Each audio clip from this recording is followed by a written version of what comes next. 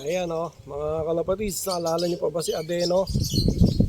Naipost na natin to dito pero matagal na yun Ayan na siya So hindi natin naalis yung sticker para meron tayong pantanda. Kaya lang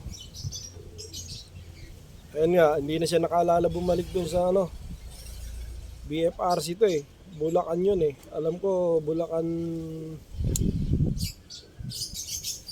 Pansiers Racing Club yun, yung BFRC na yun. So ito si Adeno.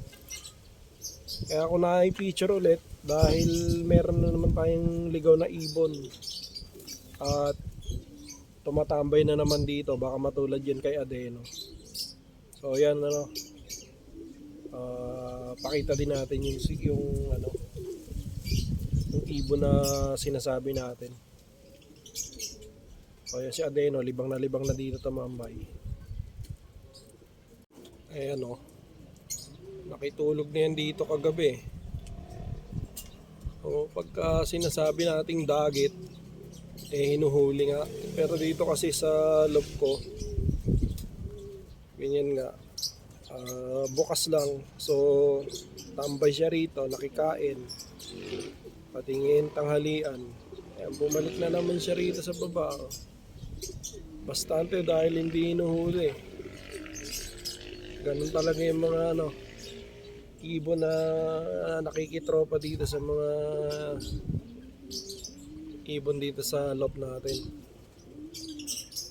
Kasi bukas lang naman tong mga pinto ng loob natin So ito, napakaganda nitong puti na to. May batik siyang itim sa kabilang pakpak.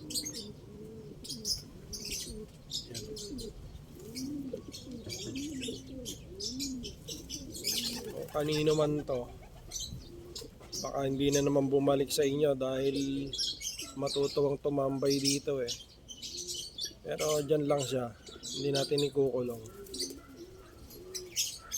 Ayun ganda yung walang batik na ito may parang white king na malaki yung ilong at pulahan yung mata niya. Maitim tingnan pero pula yung loob ng mata, dark red, may blue na singsing.